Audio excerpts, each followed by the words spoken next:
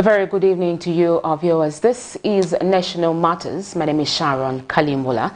Our guest this evening is very, very well known. Stick around and you will definitely find out who we're having a conversation with this evening. EDITH NAWAKWI, born in 1959, is a Zambian politician and economist. By profession, she is the first woman in Zambia to hold the post of Minister of Finance following her appointment in 1998. She was also the first woman to hold the post in the SADC region. She is the president of the Forum for Democracy and Development, under which she ran for presidency at the 2016 general elections. EDITH NAWAKWI is also a farmer. Being the nature of National Matters, we are discussing current affairs and we'll talk a lot of issues ranging from agriculture, politics, as well as how the economic system is happening in the country this far, especially that we are under a new administration. Not so new though, because it's at least 11 months. Madam EDITH NAWAKWI, welcome to the program. Thank you very much. Good evening, viewers and listeners. Thank you for having me. We haven't heard from you in this format for quite some time. It's good to have you. Thank you very much. What have you been up to? Let's just bring it up from here. No, nothing much. We have had a bereavement in the family. I lost my husband, so I was at home. Thank you. I'm going to draw out the first questions from the economic perspective of this country. How would you rate it thus far? Well, as a country, we must accept that we are in the trough. And it appears to me that everybody is waiting for the IMF bailout. The country is heavily indebted. We are now in the poverty basket. And I think for the past couple of months and years, we are waiting for the IMF to come in and bail us out. And when you are in that situation as a nation, I think that we are ignoring some very, very critical issues that are happening in families, in homes, and those are issues of mental health arising from financial distress. And you see that small businesses are folded up, people are really stressed. They may not be protesting, but you can see that they are hurting. And when you ask the question as to how are we faring, I think we are faring very, very badly. And we need to accept that we have a problem, and how are we going to resolve it? I've been listening to many pundits discussing, and it looks like the discussion is centered on the IMF bailout. As a country, I have not heard many from the public sector, from government, giving us an alternative. What if? What if IMF doesn't arrive with this famous package? What is going to happen to our country? What are we going to do? And these are serious questions. And when you walk out on the street, people are hungry, people are really desperate to survive.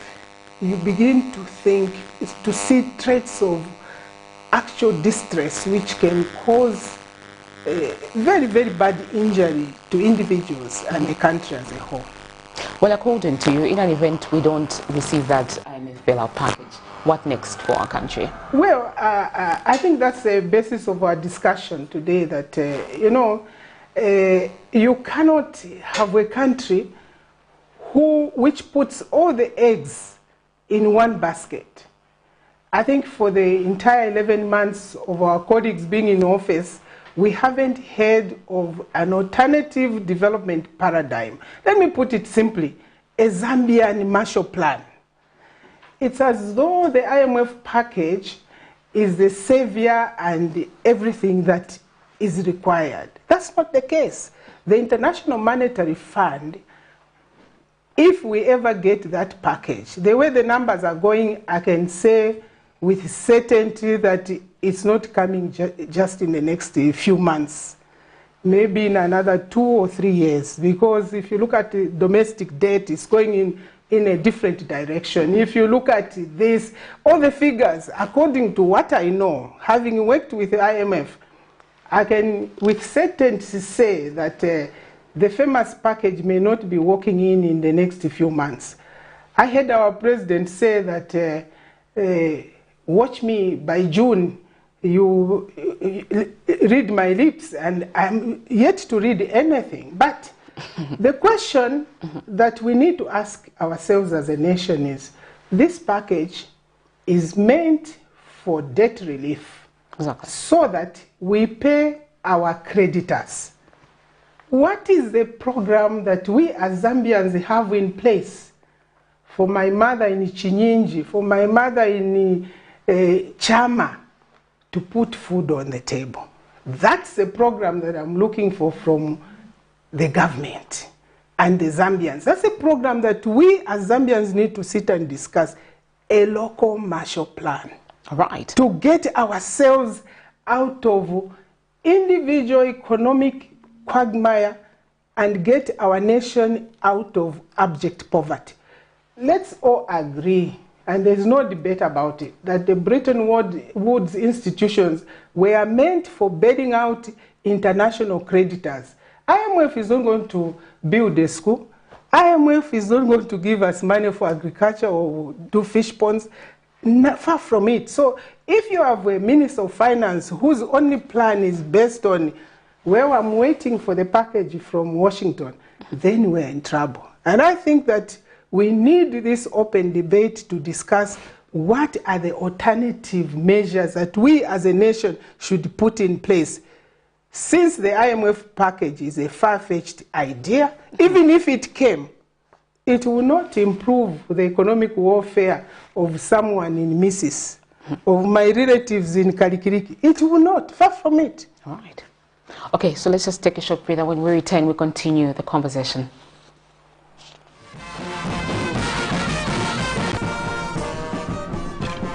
The Agriculture and Commercial Show is back, bigger and better, under the theme Innovation Through Technology. And as Camnet TV, we are here to transform your business through our technology. Advertise with us on discounted rates during the month of July and during the Agriculture and Commercial Show. Special price package for live stunt interviews, on-screen product placement during the coverage of the show. For more details, call the following numbers.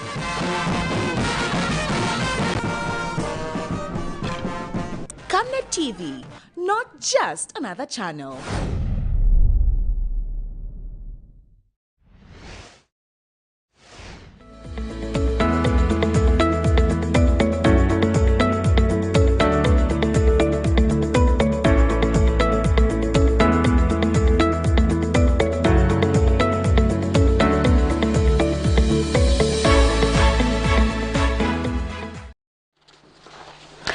Welcome back. In case you are just joining us, this is National Matters, and in conversation here on set I have EDITH NAWAKWI, who is the Forum for Democracy and Development President. Just before we took a short break, we're talking issues to do with the economy, and she was mentioning issues to do with the IMF bailout package and finding solutions beyond that expectation. Please continue from that. As I was saying before we went for break, what is it that we can do as Zambians on our own without IMF that will get us out of this economic quagmire? And you see, we're a country endowed with resources. And looks like as a nation, we actually enjoy seeing others flourish. That's why you can have a budget which gives away the mineral royalties. You give away so much money, and then you want to go to IMF and say, oh, we are very poor, can you bail us out? How much money are we giving as gifts in terms of royalties? We could have benefited from the windfall tax. You see, you want mining to be an activity. It's part of the Zambian economy, but you don't want it to be the only thing that defines us as a people. You also want to understand that these are wasting assets. What else can we do? There are nations on the planet, like Mauritius. They don't have a single mineral, but they are not in the kind of situation that we are in. There are countries in the world that don't have a single emerald, but they are much better off. So what's wrong with us? This is a debate that I would want us to have. What is wrong with us is basically that we like to see outsiders come into Zambia. I know even from our own brothers on the continent, I know people who walked into this country with nothing, with just pata-pata. They are now big business people. They may be in mining, in emeralds, in this. And we hold them and revere them as these are big business people. But if I say, my sister Sharon, if I see you with a bicycle, a tricycle, I will say, where did you get this? I think you got it from theft. You know, the concept that a Zambian must be poor is what we need to address. We must have a leadership that inspires the child at school to believe that they can do better. We must have amongst ourselves leaders who say, well, if I was born in Akonde, in a village, and I was sleeping on the floor, sure I must sleep on a bed. Sure, I must drive a NASCAR. And you inspire nationals, you inspire citizens to work hard, because that's the art of leadership. Once you inspire a people, the people will do miracles. If we can ourselves as leaders inspire ourselves, the citizens, and say, IMF, yes, we want to pay debt, but we also need an alternative program which we need each and every Zambian to be involved in. And this is how you do it. You will see that Zambians will produce miracles. We can actually pay off this debt in the next 2 to 3 years. Let's talk more about the mines. You mentioned to say government is offering these incentives to mining companies, but the Minister of Mines recently is on record actually saying we are not offering any incentives to these mines, and brought in the issue of KCM and Vedanta, and that government should settle this issue outside the court so that they can see to it that these mining activities begin to see fruits. What is your perspective on that? Well, I don't want to dwell into what others think or do, because I have my own ideas about Vedanta. Let's tap into your ideas. And how they came in, picking up the mines for literally nothing. $25 million. And the devastation that they've caused on the copper belt. You can't, in my tribe we say, you can't be going back to Vedanta now. You need to be looking ahead. We have been miners as a country. We've run mines. And there are countries in the world that are in joint partnership with mining houses. Chile, for example, at a time when we were getting literally nothing from mining, Chile was getting close to 50% of their income from the mining houses because they were in partnership with the mining houses. That, for me, is a model that I would want to see, that you have the government, the people, and the private sector mining. We are not the best miners because we are in public service, but we can hire the best miners. Even in the electricity industry, Botswana here, they hired the Electricity Board of Ireland to restructure the Botswana Power Company. And that company runs very well. So there are various models which you can work around the mining houses, the public sector projects, without really to be seen to be doing it yourselves as government 100%. You can hire management to do that. You can contract management. So if you say that, let's talk about Vedanta, you see, it's not without the political coatings. There are issues around there, who they know, when they know them, and how they interact. That tends to crowd the objective thinking, even if there was any objective thinking. So I think the story of Vedanta, let's conclude it in court and get it off to get to another level, because Vedanta is a bad investor in as far as Zambia is concerned.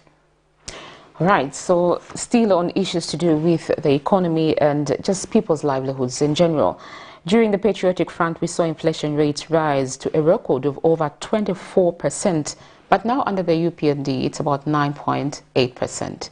Does that mean we are moving towards economic recovery? Well, I used to be a Minister of Finance. Exactly. And there was a time when I went to the Paris Club. And the IMF, the World Bank, and the Paris Club creditors were talking about inflation.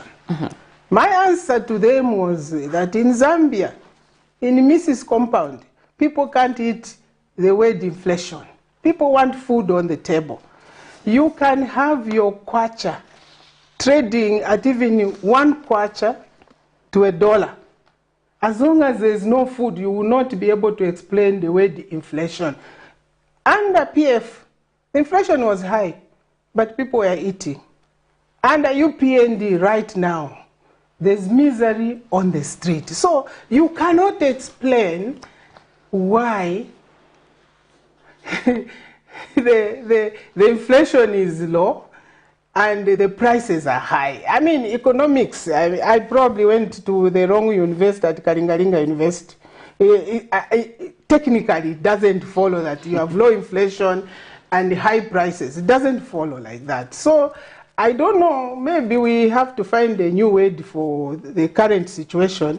Is probably the current economics of the new dawn. We probably have to rewrite our books on economics, but to be honest, I think it's manipulated because the amount of money in circulation is zero. Just go on the street and try to see a 2 kwacha or 3 kwacha. They are manipulating the numbers, the circulation of money, and then when they wake up, they say, you see, inflation is low because they've cleaned all the money from the banks. I mean, walk into a banking hall, that's a very simple example, and stand there for 20, 30 minutes. See how many people will come in to come and deposit money or withdraw money. Literally, banking halls are empty. So when you are telling me about low inflation, my answer is how much food is on the table. That's how an ordinary person understands if an economy is doing well. How can you have so much debt? The domestic debt is soaring beyond 60 whatever trillions or what. How can you be talking about inflation?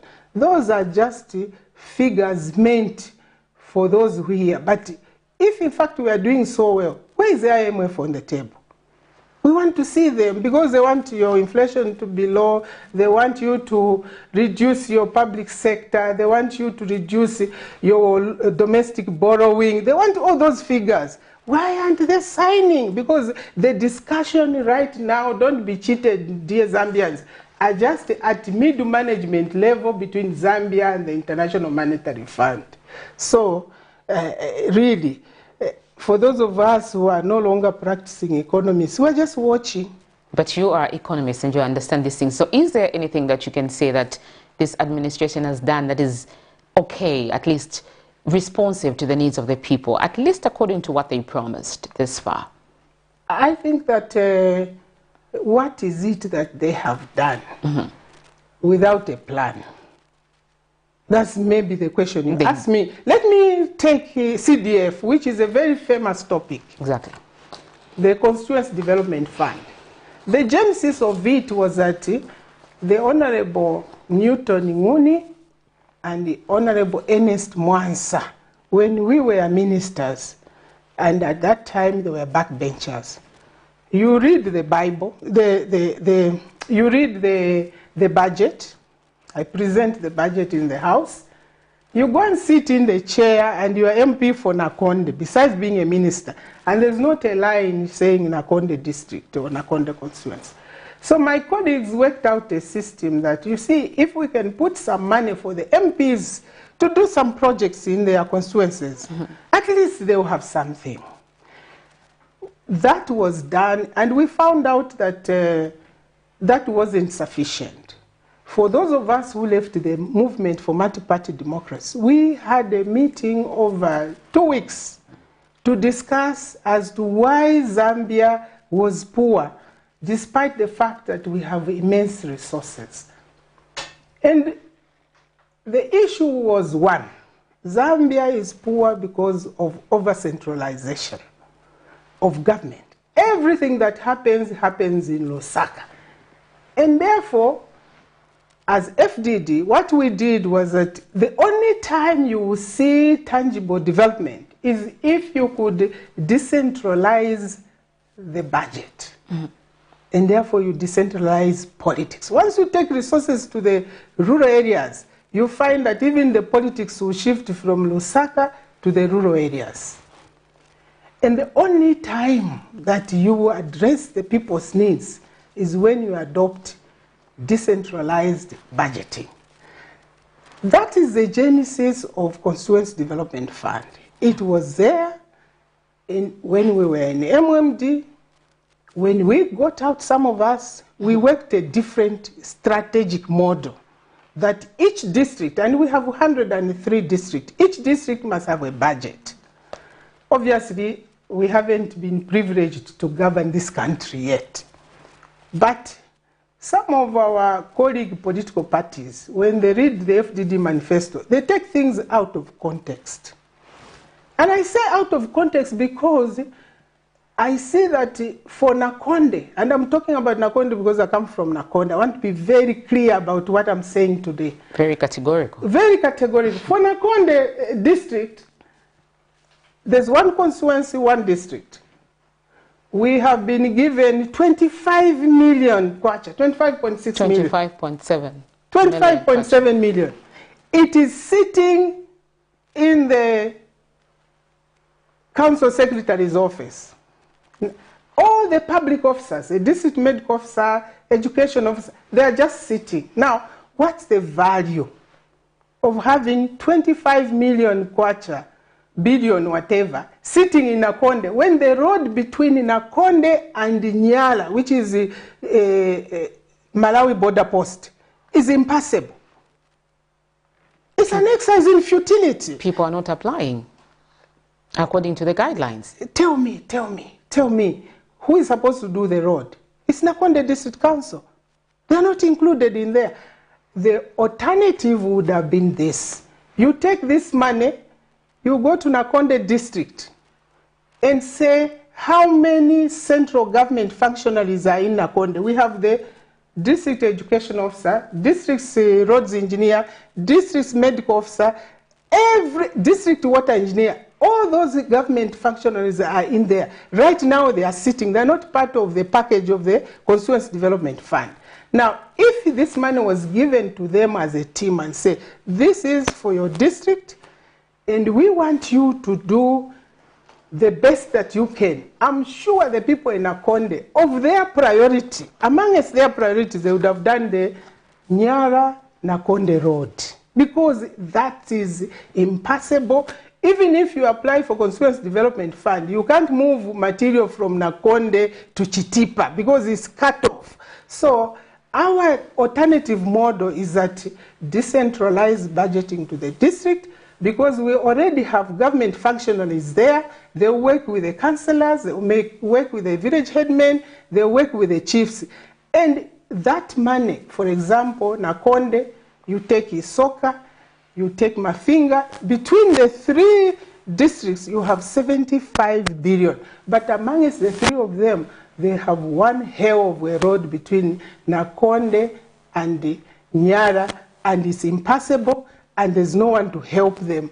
Central government is still sitting in Lusaka saying we are waiting for money. But meanwhile, they're telling you they've sent money to Nakonde. What's the value? So, well, this is where we need to discuss. And so, thank you, but can we change? But you see, people in Zambia don't like to hear ideas of change. How do you think is the best way to do it? Because at least according to government and the minister responsible for these funds, Gary Nkombo, local government. He says, I'm approving them, and he's in Lusaka. Exactly. Money has been released on a couple of times. Money for bursaries has been released. Money for this quarter has been released. So I want to understand why your people there have failed to access these funds. No, it's not my people who have failed to access the funds. Where you come from? I think you need to understand one thing. I am saying that when you listen to the Honorable Minister talking, he will say for bursaries there's about 600,000 released in that constituency. My point is, are you telling me that the district education officer in Nakonde, with all the schools around Nakonde and all the village headmen, cannot sit and identify needy children in their area? They can do that. Does it require the Home Minister, the entire minister, to approve a bursary for Myombe? It doesn't. So it's still centralized management. That's a problem. Centralized management. And when you give people guidelines that this money is for bursaries, this money is for fish ponds, this money is for that, how much of that money is for doing that road between Nakonde and Nyala? That's my point. And I'm saying that we have the district agriculture officer there, graduate with a master's degree. We have the district intelligence officer. We have the police commissioners. Everybody whom we have groomed as a nation to manage our country is in the district. Why? The only missing link is that we have not given them a pot of money to work with the local people to manage their local affairs. And now we've gone behind our public officials and say, you are useless. We are going to take my young brother in the village to apply for 40,000 without supervision and build fish ponds without the input of the water engineer and the fisheries officer. I think that the concept is taken in isolation of the reality on the ground. We can achieve far much more if we recognize that our development point is a district. District moves to constituency, and then the wards and the local people.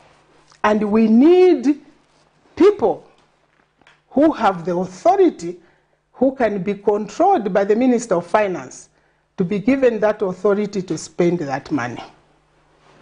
All right, in case you are just joining us, this is National Matters, and in conversation we have EDITH NAWAKWI, the Forum for Democracy and Development President. We haven't had her in a long time, so you too can send in those text messages and call in and ask her whatever pertinent questions you feel she needs to respond to. Remember, this is her show. She needs to respond to the questions that you are actually itching to ask her, and use formal language, no vulgar language on this show. Let's have a formal, normal conversation so that we get to teach ourselves or one another one or two things. Now let's weigh in the issue of agriculture. You've been very passionate about it, and government itself has spoken about agriculture a couple of times. Actually, successful governments have spoken about agriculture being an alternative source of income, of livelihood for this country.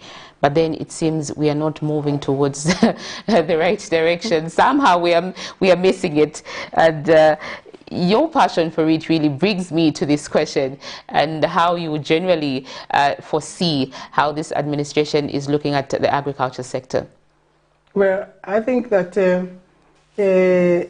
I'm disappointed that they adopted FISIP, like FISIP didn't have a parent. I want you to understand that during our interactions with IMF, they are normally, they write clauses. Government agrees to this, government agrees to that.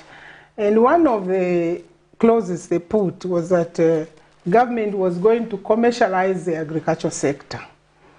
Prior to that, there was a statement above that statement which said that 75% of Zambians are extremely poor. And the next line where they put this line, the draft was that Zambia should agree to commercialize the agriculture sector. So I asked them, I said, you said 75% of Zambians are living on less than $1 a day.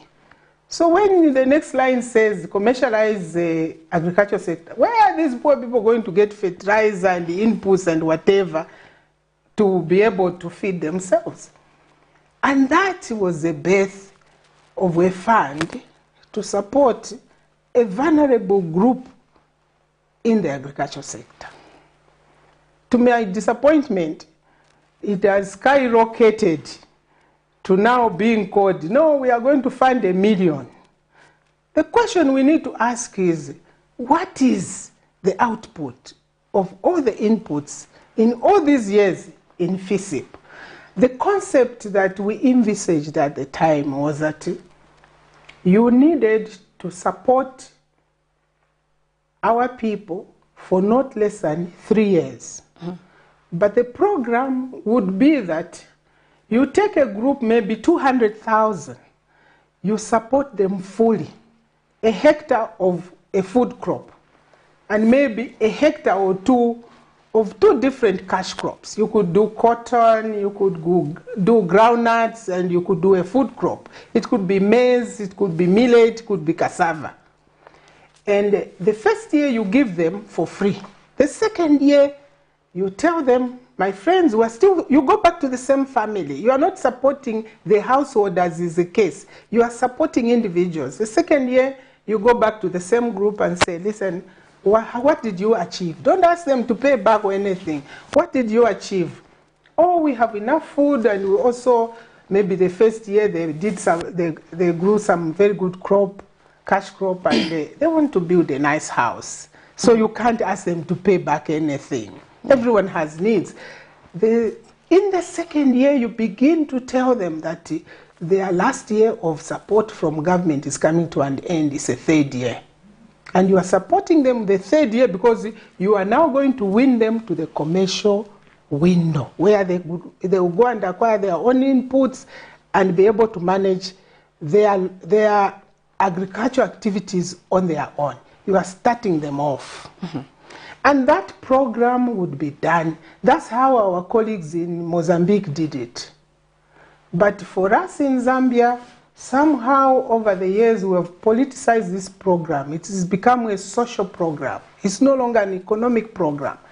And these are issues we used to discuss as opposition persons in the opposition. So I'm really disappointed that our colleagues in UPND have adopted the program without amendment, as they say in Parliament. I would have expected a new version where they're saying, okay, how far are we going? But I heard an announcement from the Minister of Agriculture saying this year they are going to support 1 million farmers. It's a lot of money without tangible results. So for me, I think that we need to rethink where we are going. And this is the point I was making at the beginning. What is our master plan? What's our Marshall Plan? Our Marshall Plan as a nation can only be achieved if we sit down and go back to the drawing board in the agricultural sector. Because it is in the agricultural sector that we can achieve independence, that we can achieve getting our people out of abject poverty, that we can achieve overall economic prosperity for our nation. Look, India didn't mine any mines. The green revolution in India is what has made India today. So for me, I want to be very specific. Let's take the case of beans. Yes. Why are we failing, really, is also a bigger question. Why are we failing? You see, I'm sure when you open the lines, people will say, no, CDF is good. I have tried to talk to some MPs now and in the past and say, the money they give you as members of parliament, please, just spend even 1 million kwacha, buy seed for your people, but don't buy any seed. If you are in Eastern Province, buy soya and sunflower. These are oil seeds. They fetch high value. Even now, you get more money from sunflower than you get from maize.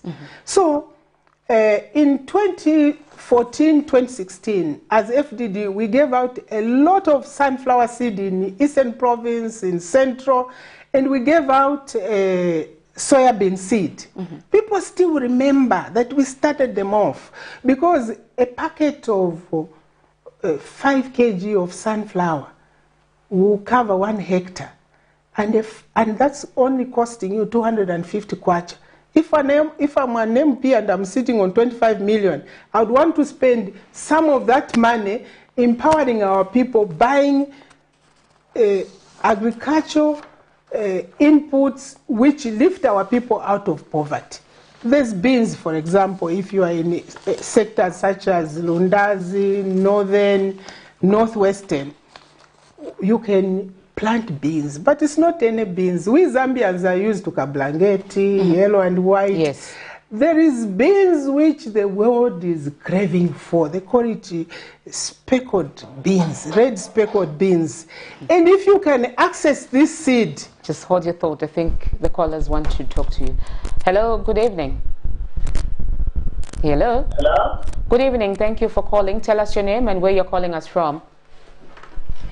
This is Alicia, calling from Lusaka. Please go ahead with your contribution. Yes. Good evening, Madam NAWAKWI. Good evening, my sister. How are you? Fine, thank you, and how are you? I'm fine. I just want to appreciate you, ma'am, for everything that you are saying. I'm following the program very well. Actually, I appreciate so much. I've been following all your programs in different platforms. So this is a wonderful chance that I have just to appreciate you, and especially on agriculture. I'm a small-scale farmer, and I would really even love to have your number so that I could get more knowledge of where farming is concerned. And I appreciate so much, ma'am. I'm humbled. Thank you. I'm benefiting so much from your program. All right. Thank you. Thank you so much. You can just call us back and tell the guys at the background to say, I just want to give my number to the president, and then we'll give her when the show is done. We can't allow her to I was saying that we are all used to the beans we take to Soweto. Yes. But there's beans which is on international demand.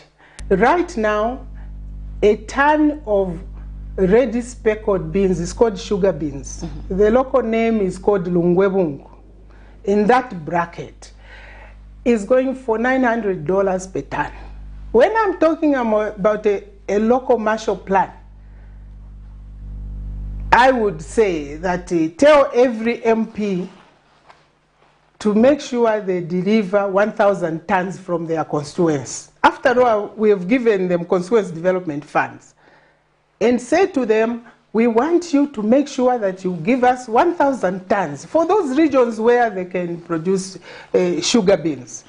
And it will be exported. You just go on the internet and say, sugar beans for sale. You get a response, people saying they want 1,000 tons, they want 1,000,000 tons. You don't need to export emeralds. You can export food. The World Food Program needs so much food in the world. And we are such strategically located. The world needs oil seed. Why should we be importing oil seed from Brazil? The world needs soybeans. And these things cannot happen in the vacuum. You need someone to lead, to build the wall. You needed Nehemiah. You needed someone. You need a leader to say, this is the way we can go. Now, if you just throw money in Kanchibia and say, apply for honey, apply for this, you need someone there to say, what is it that Kanchibia as a constituency can produce to be able to support the government to reduce the indebtedness with the international community. And we are capable as a people. Let's not just talk about beans. How about cassava? Everyone has been talking about cassava. Cassava is so much in demand in the world, in China, in pharmaceutical industries. Let us all say, to hell with copper. Let's go and make our new copper. It's going to be our cassava. Every Zambian who is in a cassava growing region, we tell them, you know what? There's money here. Can you produce something? Government will work out with you. And I'm telling you, this indebtedness we are talking about will be history in the next 5 years. But as long as we continue to wait for the International Monetary Fund nothing is going to happen. We are going to get poorer and poorer. And you know what happens? My fear, and that's why I feel that I need to speak out. My fear is when that young man on the street whose booth has been thrown away has no other option, nowhere to vent their anger. My fear is that my country could easily be lost in our lifetime. And therefore, let's sit together as Zambians and say, which way are we going? Yes, we need to pay the debt. We borrowed, we built Kafue Gorge Lower. We need to start getting money to also pay back the debt. So it's important that we think out of the box. There's nowhere in the world where international monetary funds and their friends have gone where they've left those people in a prosperous state. It's only those who say, we shall work for ourselves, we are going to do it, and we can do it. So there are many, many crops in the agricultural sector that we can be able to harness. But you have so many bottlenecks. You hear about this CEC. It's another monster in the house. Because if you apply for a loan there, the officials are everywhere, every day. They never sit to discuss those. So things which must be quick and done, they're never done. You go this way, you want this, it is never done. So first, the red tape must be finished, and that's where the government needs to employ its energies on reducing the red tape, on making sure things are happening. If it's Constituency Development Fund, define what it has to be done. But for me, I think that we have moved this far. Let us get our people who are sitting in those district offices just watching things happen. Let us get them to work for the country. All right, let's pick this call. Hello, good evening. Good evening. Please tell us your name and where you're calling us from. I'm calling from Chidela. Please go ahead with your contribution. My name?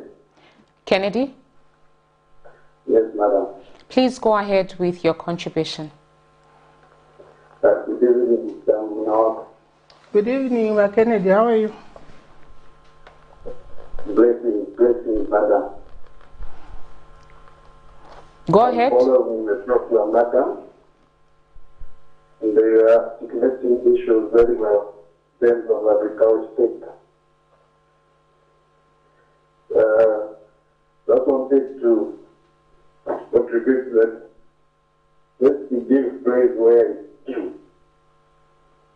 EPND has made a lot of progress, not only on PPF, but with a lot of aspects in the agriculture sector we are putting it, and the things that are happening in the constituency. But the government where it is, let's give due where it's due. And let's just not condemn everything what the government is doing for the betterment of our people. Thank you very much. All right. Thank you so much, Mr. Kennedy. Would you like to speak to that? Well, I mean, he has an opinion and he's entitled. That's why we have a democracy. And it's good that he sees the progress. Are you seeing that progress yourself? No, I'm not. Because I was working this season in Kanchibia. Even last season, I was working in Isoka, I was working in Akonde. What we are doing there, we get to a community, we give them seed, and they grow. We give them, literally, when you go in the rural areas, you become the government because you have to offer extension service and all that. You go to the government office, they are not supported. And that's the point that I'm raising, that if we could get our district public officials to be involved in government programs, we could achieve much more. If they have achieved something which I have seen, I'm saying, why don't we try the concept that if I was in Mazaboga, I can go to the district agriculture officer. He has a degree, not only 1, 2, some are doctors. There's a district medical officer there. If I need to build a health facility, I also have the Department of Works and Supply, Infrastructure. It's there in the district. Do I need to invent the wheel when I'm paying people to do the work in the district?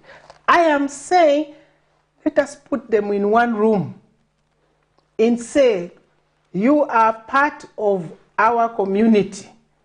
You are in this district to save the people, the constituents, the village headmen, and the councillors. Guide them on government guidelines. Simple. You don't have to invent the wheel. It's a simple rule. And you need to ask me, so how are they going to be managed? It is that which has to be resolved. Will it be the council secretary, or are we going to appoint an equivalent of a permanent secretary to supervise all of them? As it is right now, they report to the provincial permanent secretary, and they report to different departments. If you go to a province, you find that this provincial officer has gone to Lusaka, this one has gone to... I'm saying, let's cut that. Let's put them at the district and say, you are going to report to this person.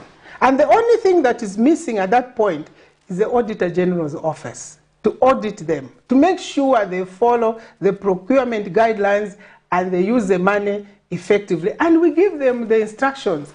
If this community wants a school, the Department of Infrastructure is here.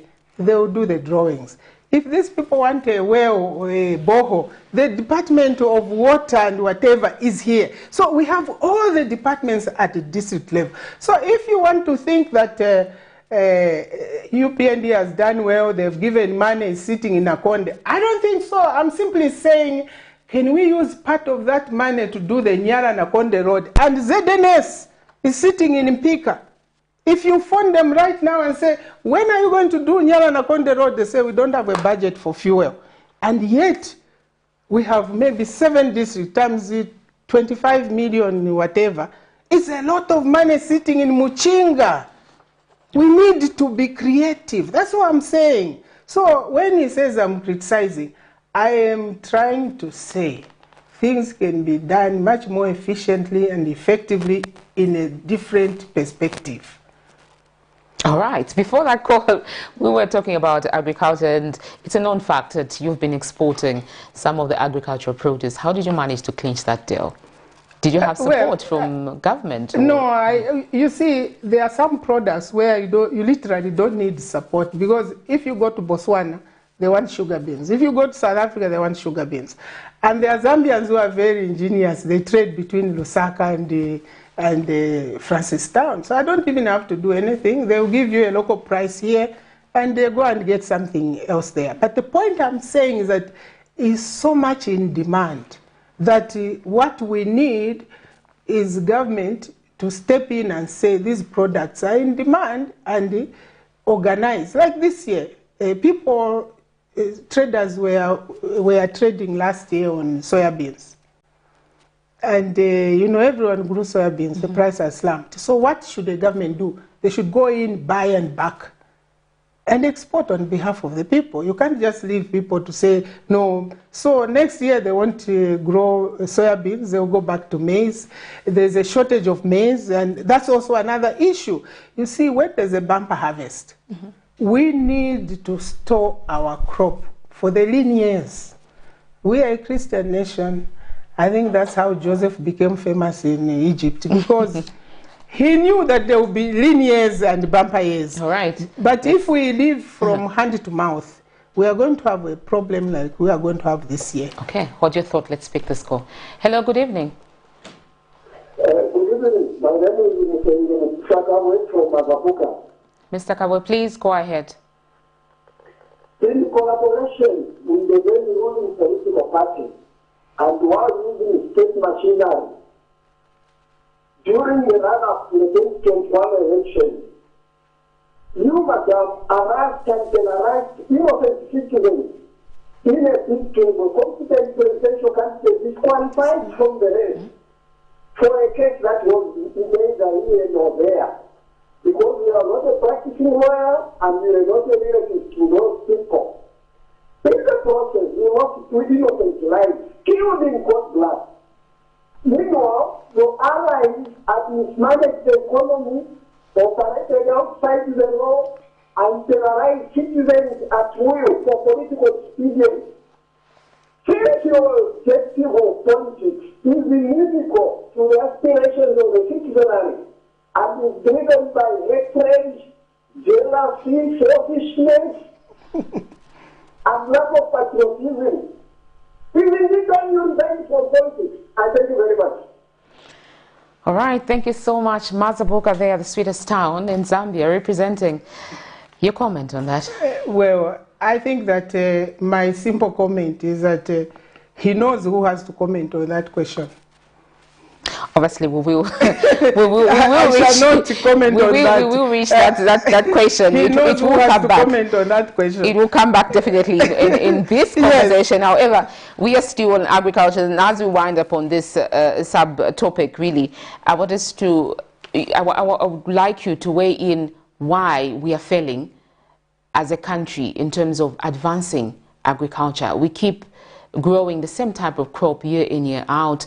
You mentioned earlier to say last year farmers grew soybeans. Could it be lack of information? Could it be lack of support? What is really hampering the growth of agriculture in this country and obviously exporting this produce? Well, I will draw the listeners to the fact that Egypt is a desert. And you go to Israel, they have no water. So normally when we introduce ourselves on the stage, we say Zambia has abundant water resources. In fact, we have almost 60% of the SADC waters domiciled in Zambia. We have our neighbors, we are riparian states. The Zambezi traverses a number of countries. And the question you ask aptly so is, why are we failing? Because, you know, we like to fail. We enjoy failure. We don't like success. If you think of Egypt as a desert, and they can produce a bunch of bananas weighing 100 kilograms in the desert, where they have no water, they have sand, but they can feed the roots of a plant and it produces a viable plant, then we must think ourselves completely foolish that we are sitting on the Zambezi, we are sitting on the Bangweulu waters, and we are not able to move. But it's not that our people are foolish. Our people, what I've learned, I was Minister of Agriculture. Our people, what I got to understand is that if you take them by the hand nicely, make them see what you see as a leader, they will follow. I remember when I was Minister of Agriculture, and I would walk in Parliament, they would say, Madam Paprika. At the time, they were producing, the whole country was doing about 300 tons of paprika. By the time I left the ministry, they were in millions. Because you have to embrace what you are talking about. We needed to provide the extension service. We needed to provide the seed. For example, people are talking about afforestation. Tell me, is there any district nursery that is being run by government to provide seedlings? None. We, on our own, have bought some seeds for pine and eucalyptus, and we've got young people to start germinating these seedlings. And for the past 2 years, last year we gave out about 300,000 pine trees in Nakonde district, because Nakonde has been cleared of trees. So I thought to myself, well, these young people, they were trained by Zafiko to manage seedlings. What is missing is a seed. So we organized seed from one of the neighboring countries, and they're now able to germinate seedlings. So what is missing is the tangible support, where you get to a district, like you say, you want the people in Mazabuka to produce soybeans. Where are they going to get the seed? Where is the extension service? Where are the follow-up services? What I noticed when I visited Egypt when I was Minister of Agriculture is that everybody from the university to the field is involved. You could be a small-scale farmer in the valley, and you look at your plant and it's diseased. You just go to the next field station. The university will know and give you a prescription of what you need to do. I mean, they are so well organized and coordinated. The researchers, the extension officers, the ministry, they all work. They are intertwined. You don't think that what is happening at a certain field, in a certain field, is not known by the ministry. The university will know, the field will know. And they are organized, but God forbid, by the time the armyworm hits your doorstep, if the next extension officer knows, we are not focused on what we want to achieve. So the question is, what do we want to achieve? We want to achieve food sustainability. We want to achieve a status of a viable country, a country that is debt-free. And we seem to be looking to the IMF. I am saying, let's look inside us and see what we can do ourselves. I need to say, my sister, next year, how much money are you putting on the table from your sweat for debt relief? I'm not literally saying go and pay Bank of Zambia. I'm saying, what are you going to do? Are you going to produce cabbage for export? If you can't produce cabbage for export, Botswana needs grass to feed the animals. You can grow grass and export to Botswana. You can grow gaga and export to Botswana. Angola needs butter beans. Let's do research on what can be done. Should people in the Eastern Province grow butter beans for Angola? No, we can grow butter beans in Northwestern Province and export to Angola. We can do several things with our own hands, with our people, with our own little resources to be able to raise and elevate ourselves to the next level. And you will see that the same people who are condemning us as heavily indebted, poor country, will be queuing at our doorsteps because they will be saying the gross domestic product for Zambia is so and so. They won't be saying we are a poor country. We are contributing to being called a poor country. You talked about homegrown solutions. I just picked that from what you were saying. This is one of the messages that was preached every time the current president was on the podium and is still preaching now. Is it what is happening now? I mean, you see, you can preach, and I like that if he's preaching, I want him to do. I want him to do, and that's the point. He has a starting point, the Constituency Development Fund. I'm talking about sunflower seed. I'm talking about soybean seed. Some farmers in the rural areas are even using unviable soybean seed. Provide this. Stop giving people solutions where you think that if my young brother gets 40 million kwacha in a group, that enhances the group. No, let us train them.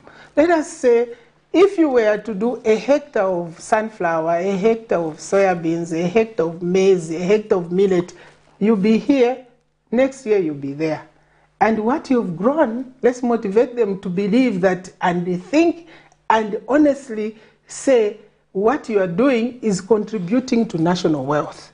And what a better solution, because if, for example, they could grow maize for export and see you in each district put silos there, they come and bank their food and say, look, when hunger comes, you can go and get from your food bank. If each district has a food bank, you don't need food relief for anyone, because in times of lean times, they go and draw from their food banks. So there are many things we can do. Right now, there was this call that ZESCO is importing poles. And you heard the furor about that. The question is, who is got a nursery in this country for eucalyptus? Zero. Other than Zafiko, the Department of Forestry. Can you pick one pine tree from the Department of Forestry? Zero. So if we don't wake up, for the next 50 years, we are going to be importing poles for ZESCO, unless we change. So the point I'm making here is that let us look at ourselves. What is it that we are doing? What is it that we are not doing? And for that, for mitigation measures for climate change, the MPs have money, the councillors have money.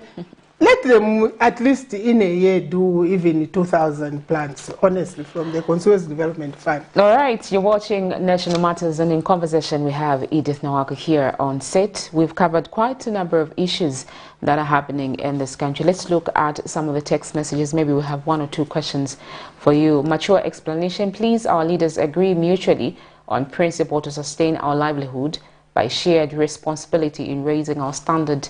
Mr. Kaulo there. Thank you so much. Let's look at the next text messages. Good evening.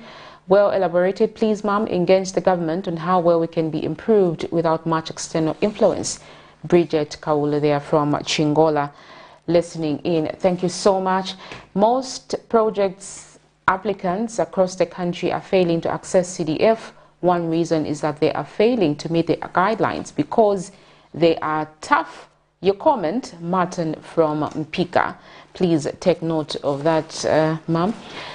The next, Madam President, the legal framework is very slow at handling disputes in the courts of law, which has led to situations where investors have had to leave Zambia. Why is it that cases that are simple are not disposed on in adequate time that can help productivity of the nation? That is Williams Chatoa there sending us that text messages. Another one. Good evening, Madam NAWAKWI. I would like to find out what really happens with you politicians before you're voted into power. You have these good policies, always wanting to socialize with people on grassroots, giving us your ears, but the moment you ascend to power, you become the almighty. Hilarious there. Is she still party leader for FDD or PF member? Lastly, advise our mother to apologize to the Hatemo family in order to have peace. I think we will look at other text messages.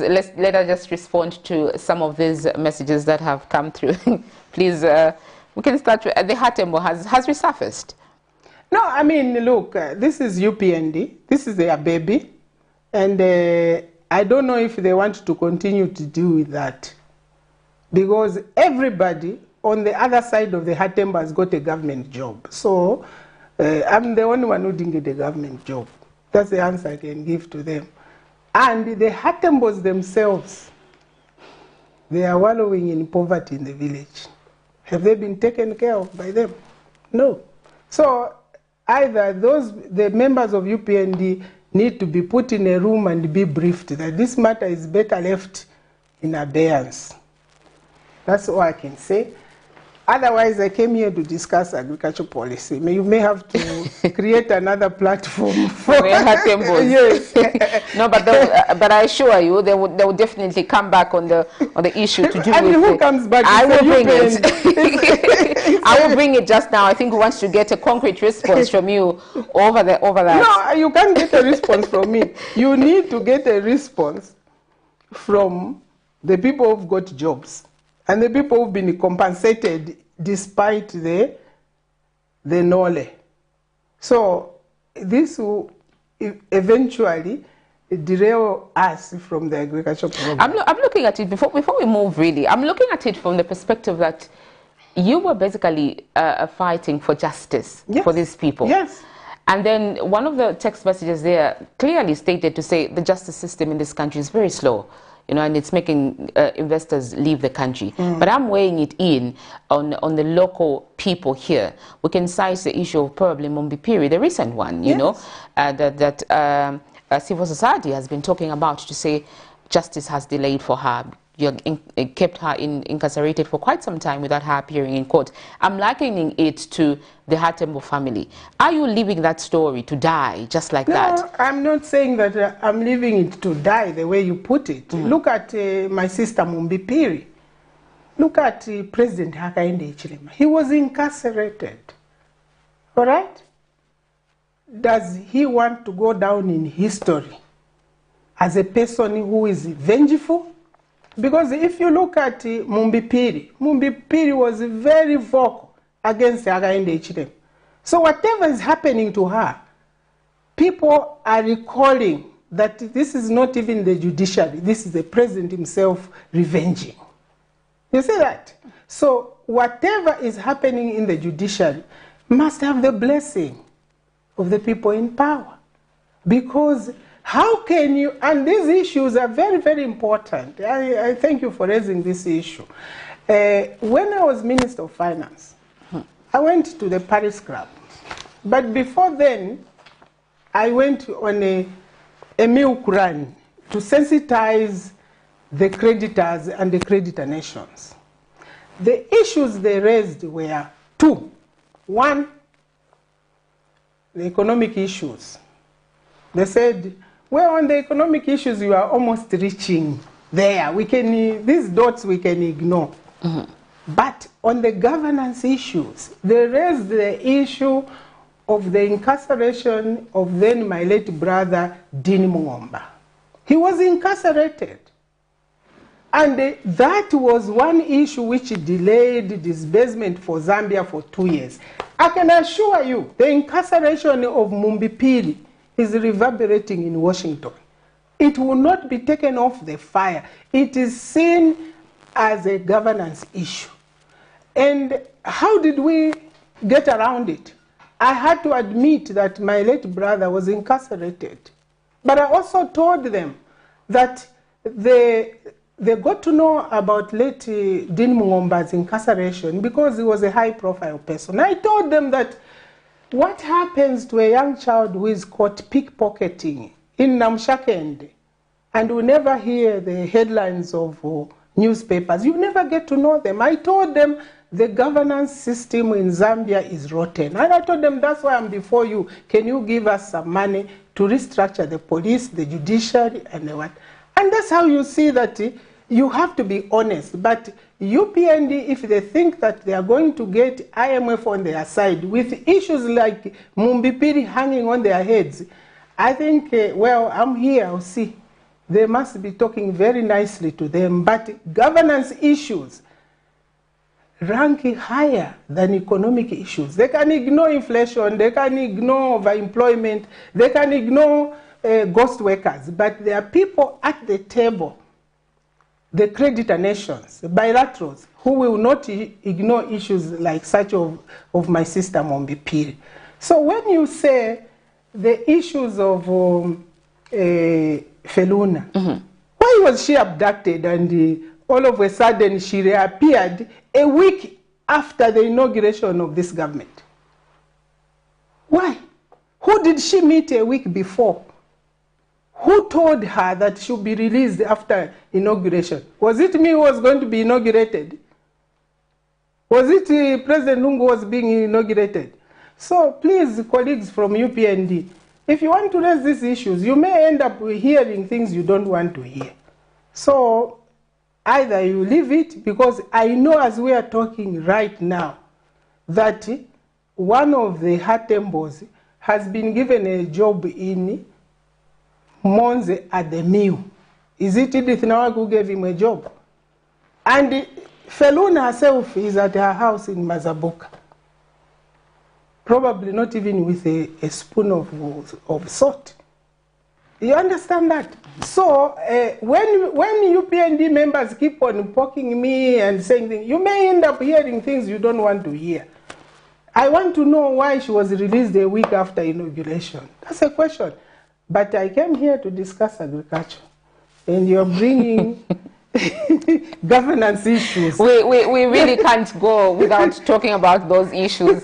One of the text messages actually was asking you if you're still FDD leader or your PF, because according to them, prior to the 2021 general election, you seemingly supported the Patriotic Front. But it appears to all and sundry that it's okay for Honorable Mutati, Honorable Fube, and the others to support UPND, and they still remain UPND Alliance and retain their names. But it's not okay for Madam NAWAKWI to support a party of her choice. It would have been okay if I had supported UPND, then I would have been a good girl. But having supported someone else, they keep on saying, you are PF. No, my friends, I'm leader of FDD. And I'm here. I've been introduced as the president of the Forum for Democracy and Development. I thought that's what you did. Exactly. Did you introduce me as anything else?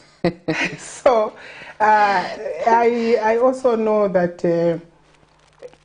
the issues that we've raised today are very important. They require deep thinking. We don't need any emotions. What I am saying is that let us work from where we are with the little that we have. There's already budgets. Like my brother Martin in Pika says, it's practically impossible to access CDF. That's correct. That's correct. If you go to my village, I'm probably the only one with a master's degree in economics. So when you ask me to do a proposal, how will I do it? How will my young brother do it? How will my cousin do it? How will my grandmother do it? And that's why I'm saying that, please, let us roll back the clock. Maybe dust the books and reports on ZAMSIF, Zambia Investment Fund. This money used to be given to places like Kalingalinga. You set up a committee of eminent persons in that district. We used those funds to clean up Kalingalinga roads. We used people who are knowledgeable. If we were building Kalikiliki police station, what we did, we went to Charleston, got the officer in charge. We went to Ministry of Works and Supply. We got the engineer there, who is a civil engineer. Can you give us the drawings? That's how you see Kalikiliki police station there. It's not from going to Mutendere and then you say, let us build a police station. No. I knew what we wanted. We want a police station. Who is going to be the department which is going to use it? It's the police. Here, what do you want? They told us, in the whole Lusaka, there are no juvenile cells. We put juvenile cells there. There are no female cells. We put female cells there. Because we had a user department. Who is going to give us the drawings? It's Works and Supply. That's all I am saying. That please, can we utilize the human resource we have in the district to alleviate the problem that Martin is saying? Don't ask him to do a proposal because he may not know. But I expect if it's an agriculture project, the district agriculture officer will be able to help. If it's a water project, the district water engineer will help. And if it's a school, infrastructure and Department of Education will sit together. But these people are sitting in one room. They're helping each other. It has been done before. It is efficient. And if you ask a district, what is your priority? I'm sure if we are in Akonde, and I know that the Minister of Transport and Infrastructure agrees with me, that of all the needs in Isoka, Mafinga, and Nakonde, the priority for the people is the Nyara-Nakonde Road. And I think it will not cost more than 5 million kwacha to grade that. You can take a bit from each one of the districts. Is that a bad proposal? And then after that, I would go back to the table and say, what are they doing this season to be able to contribute to debt write-off? Mm-hmm. I would say to the people in Mafinga district, you are very good at soybeans and groundnuts. Here is seed. I want to come here and get 100 trucks of soybeans. As we almost wind up, one of the text messages also mentioned to say, you politicians have great policies, great initiatives, great ideas. You always want to interact with the grassroots. But when we give you an opportunity to lead us, you disappear, you actually change, you become the alpha and omega. What you say is supposed to be taken as gospel truth. So what is the future of FDD really? And it seems you have great ideas that people would want to tap into. Well, they are saying politicians. You are one of them, aren't you? Yes, they're saying they have given them the opportunity. The question I ask them, have they ever taken this country and given it to the hands of a mother in the last over 5 decades? The answer is no. And politicians change, especially when they think they know it all. They don't want to listen. But it's what you get. It's what you get. When a leader makes people think that they are the only ones who have solutions, that's wrong. The correct position in politics is to understand that you are just a leader, but the real leaders are those people who are around you, who are in the villages, who also have ideas. Have you ever seen a child who is traumatized by force? They can't create. They can't work. But if you allow a child to play freely, you see that children will become very, very creative, and they can actually lead the parents, because a free mind is creative. And what we need to do about our country is to tell our people that they are the leaders. We say we have a problem. Our problem is heavily indebted poor country. What do? The chiefs have ideas. The councillors have ideas. So to answer that question, for me, I don't know what happens when others go into these offices, but they have not tried the alternative. I think they've tried everything, and maybe it's time they start to look at what the alternatives are. What's the future of FDD? The future of FDD is great, considering that our policies have been, and they keep on being adopted from one manifesto. You remember we said decentralization, and when PF came into office, you saw them start to create districts. I said, aha, they are following the idea. Then they didn't do the district budgeting. This government is trying to build up on those ideas, but they've veered off. The only time when this country will develop is when you have a Minister of Finance who goes on that floor and says, for Kafue district, I have allocated 40 million kwacha. And you know, Kafue district has 2 constituencies. So you've covered them. Kafue district is not in the air. For Rufunsa, I've allocated 50 million. You've done it. That's your job. Get out. There are people there who can do the job. But complement them by giving them the Auditor General's office. The law is slow. I think that that was also another question which was raised, that justice is very, very slow. And it's a symptom of what we are. Whether you go to the agricultural sector, justice is slow. I was saying to some people, I said, well, why is development in Botswana so fast? In Botswana, if you have a criminal case, the court will not rise until they dispense with it. Not that they won't go to sleep. They will adjourn today, continue until they dispense with that. If it takes 4 days, 5 days, they will only rise when they have passed judgment on that. But in our system, it's tomorrow and the next year and the next year and the next year. So it's slow. And the slowness of this kind of justice system, where you keep on adjourning because the court is not able to sit in Mongu, or the judge is sick, not conscious of what is happening to the people, is that you retard development. Because it's not just about the criminal justice system, it's about civil cases, it's about commercial cases. Everything gets woven in there, and people get frustrated and leave. But for me, I would want us to focus on our people. I want to have a country where we glorify hard work and prosperity.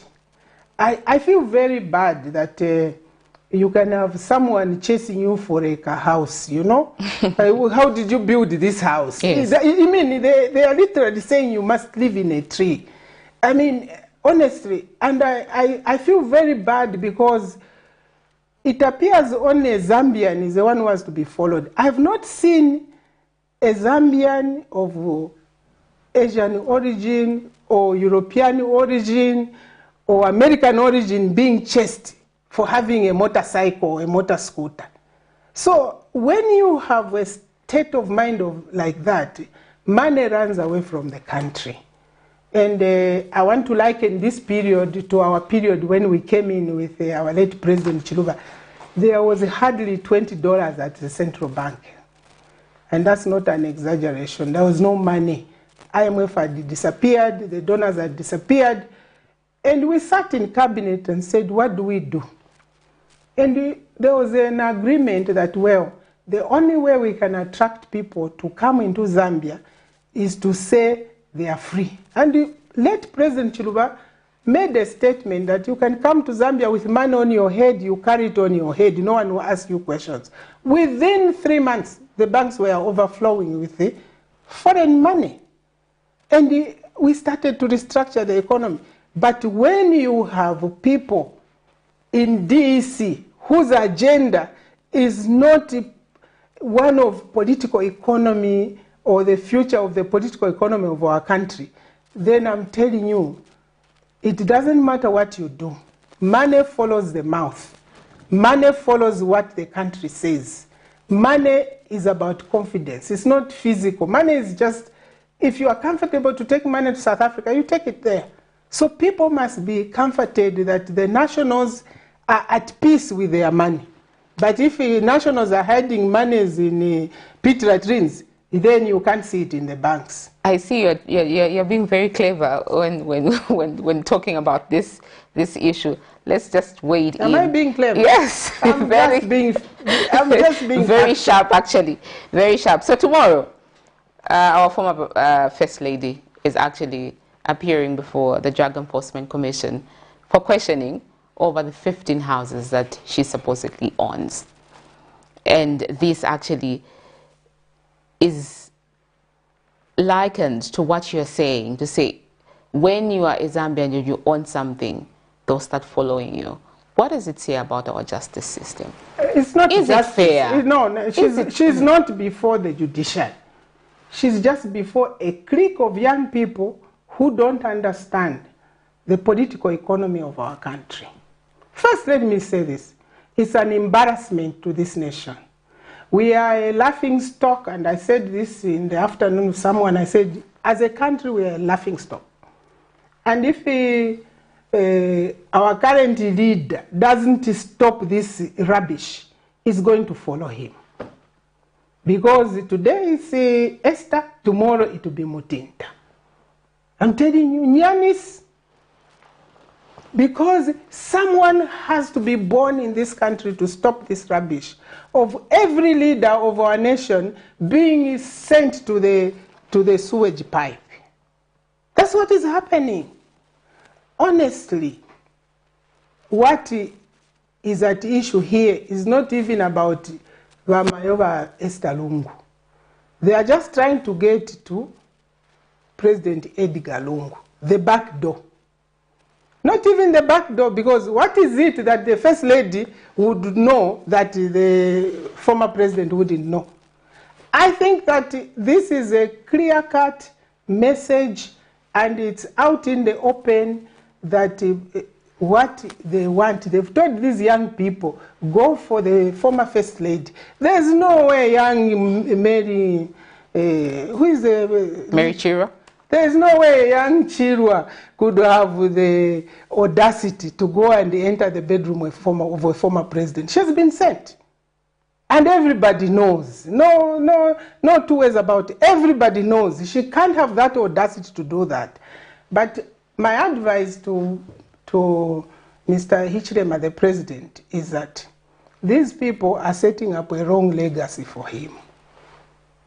Because they are young, they are raw, they are naive, they can't see the sensitivities, and they do what they are doing. But at the end of it, you can't say it's DEC. DEC are working from a position where they are being instructed as to what to do. There is absolutely no way, take it from me, that Mary Chirwa, on her own volition, could go and enter the bedroom with a former president. Absolutely none, I tell you, nothing. And when her immunity is taken off, she will tell you that she was sent. But we have seen her performance from DEC to where she was at FIC. She's responsible for capital flight out of this country. And everybody keeps on saying, cheering, Mary Chirwa, Mary Chirwa. I have said in the past, this lady and her position are diametrically opposed. She doesn't have, that office requires someone who is mature, who has gone through the meal of either the judiciary or the politics. But not just someone from school because they've put you at DC and tomorrow you are this, you are this. That's why she plays much more to the gallery than to her job. And it's a pity. I mean, I'm a supporter of affirmative action on women. But let us not be embarrassed as women because they are wrong women in wrong places. All right. Emanating from that, as we wind up talking about the issues to do with people owning property and being followed, as a result of Madam Esther Lungu being followed, President Lungu said, remove my immunity and investigate me. Could that be as a result of frustration, or are you endorsing that call that he made? But put it this way. The First Lady, if I remove the First Lady, is a housewife. What is it that I can build as a housewife that my husband hasn't contributed? President Hakainde Hichilema himself 2 months ago was on air saying that he has built a retirement for his family. He's happy that they won't suffer. He said that. So he expects his friend to retire and not build a house for his wife. Is that what is expected? For him, it's okay. We can ask, we can dance, we can weep and say, President Hakainde, how did you amass your wealth? He says it's education. Me, I'm educated. I don't have as much wealth as him. He says education is an equalizer. So President Lungu was not educated. He can't equalize.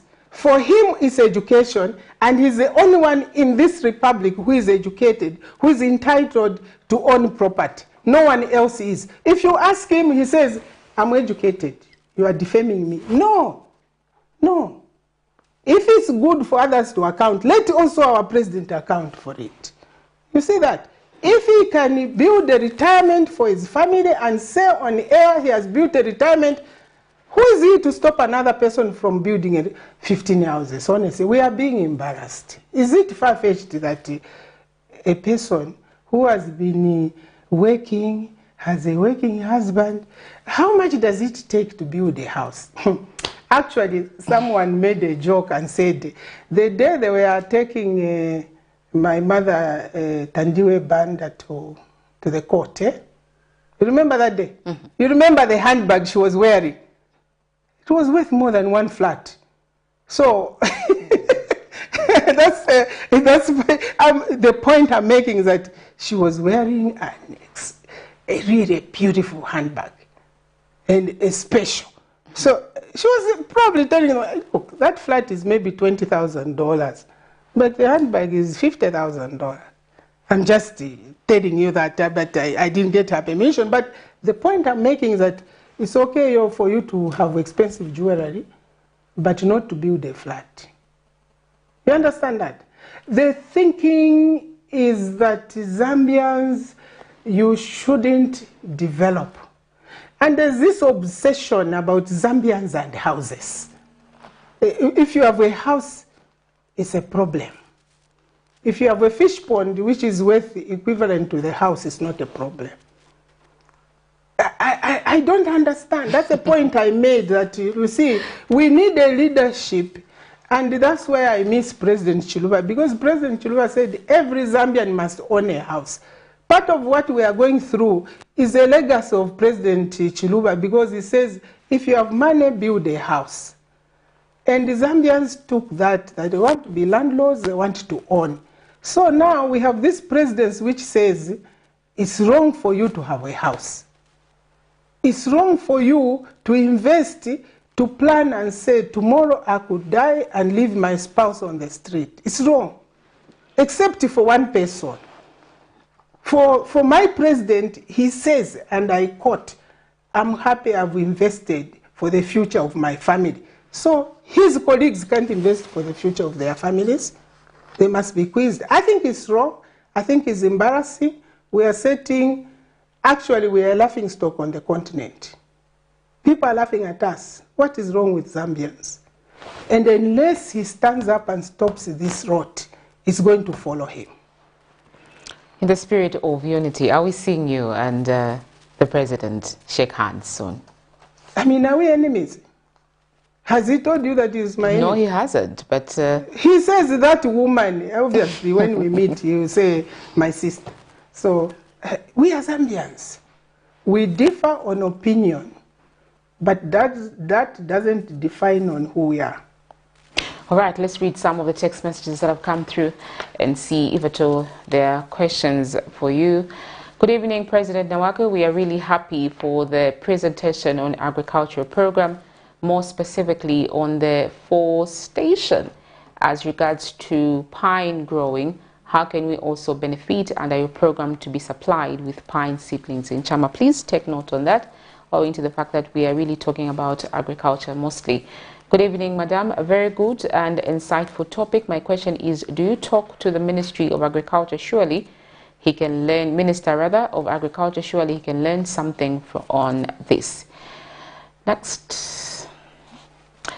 Yes, agriculture is the way to better our economy, but why aren't we teaching that to our young generation? We should learn to plant seeds in our children from an early age. Madam, your views in regards to agricultural issues are similar on what the President HH has been saying. Why not joining the winning team so that our country can develop using part of your good ideas? This is Mr. Piri from Manza. All right. Evening, Mama. Indeed, agriculture is the backbone of our economy, appealing to extend the input beneficiary even to newly formed cooperatives as opposed to only ones in existence 30 years ago to meet resilience, nutrition, and food security. This is Kushe calling from Mwinilonga. I think we can look at those for now, and we'll still look at other text messages that will come through. Obviously, talking about agriculture, very impressive.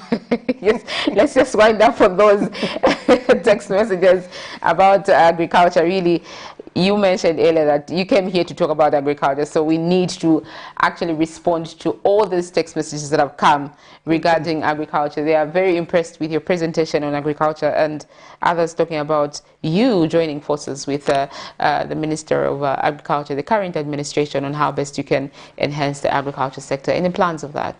I mean, I am a farmer, and the Minister of Agriculture is home to every Zambian. Every Zambian must feel free to interact with the Minister of Agriculture.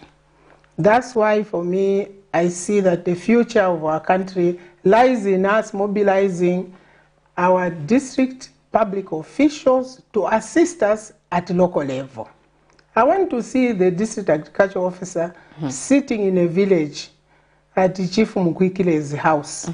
And the villagers and village headmen and the camp officers are having a meeting there. And they are discussing as to whether this year we are collecting mushrooms or we are collecting caterpillars. And after we finish caterpillars, what are we going to do? We are going to plant sugar beans. Where are we going to get the seed?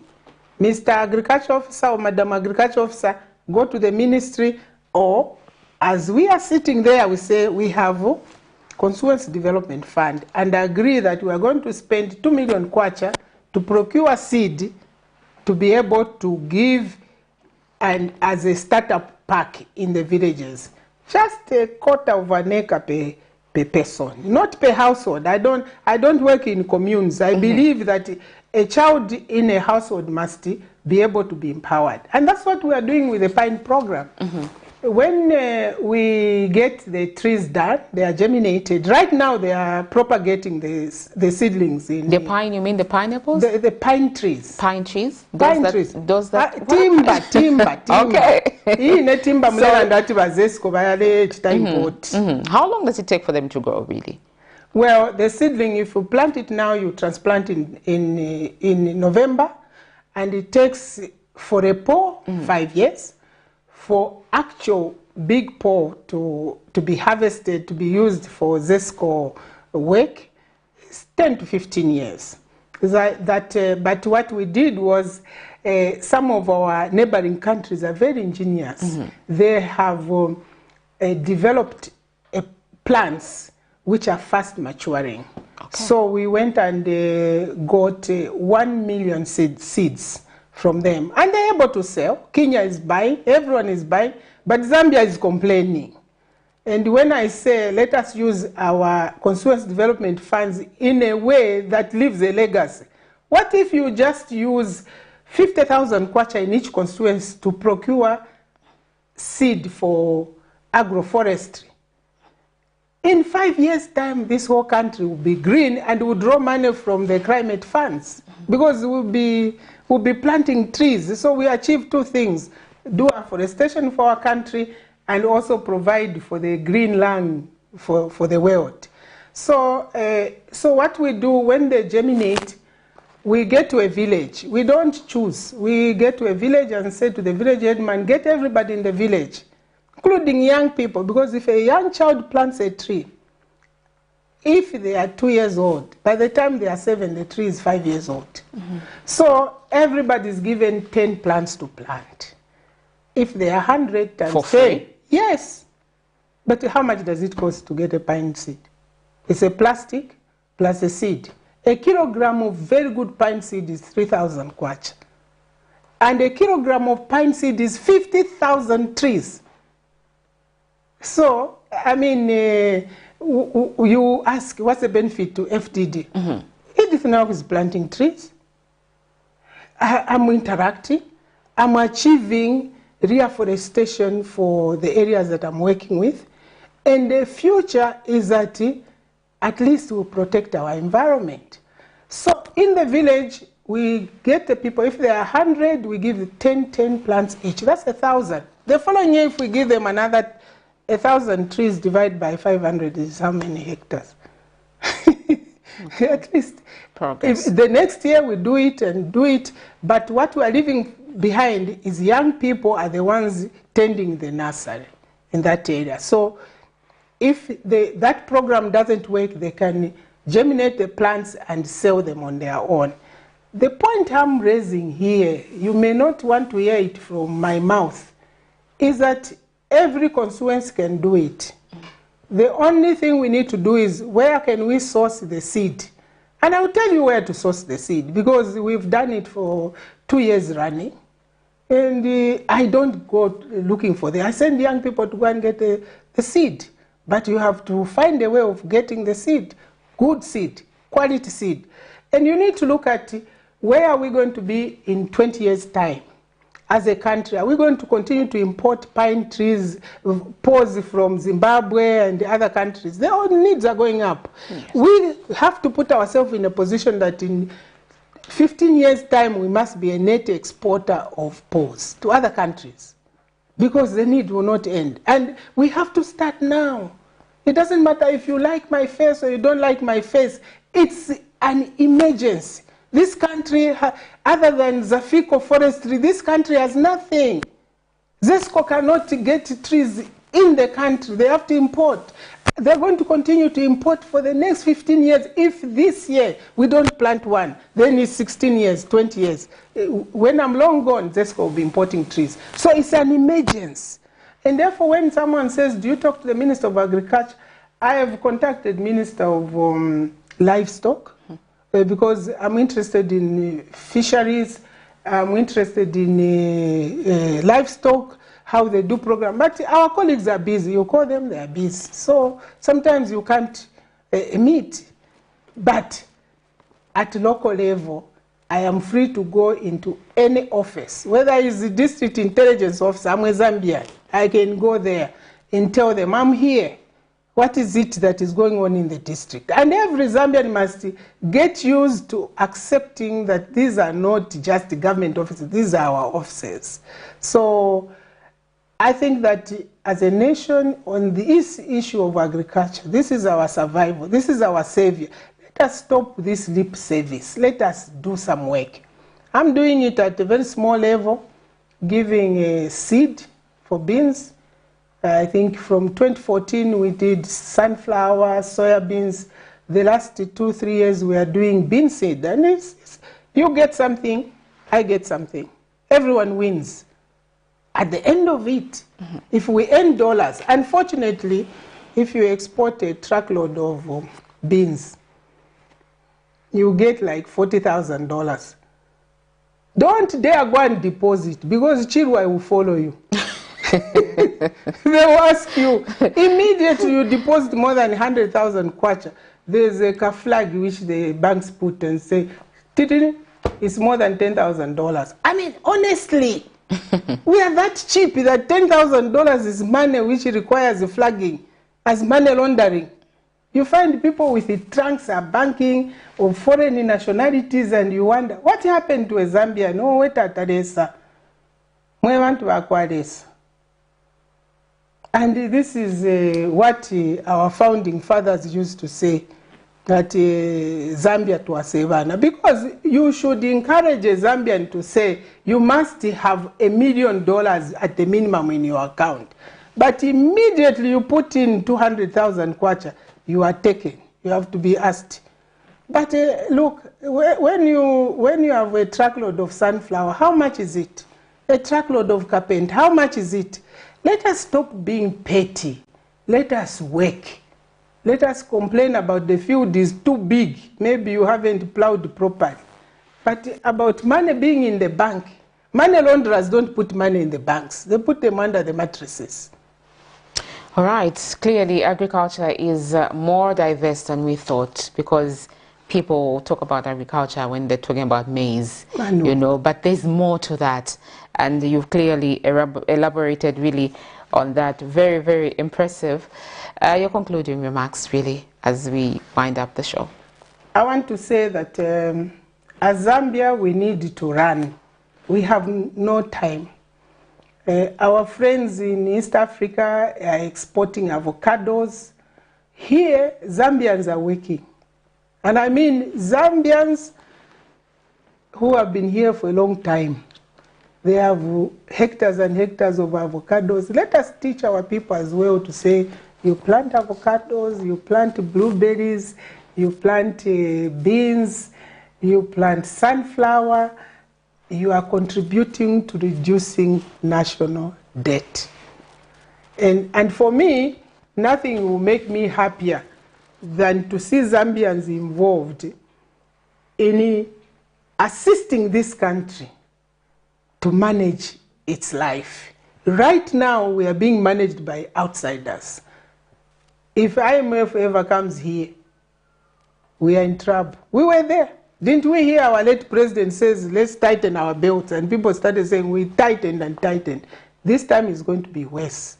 So let us create an alternative path for our people locally to be able to mitigate the effects of structural adjustment. We are going back to structural adjustment, which you know.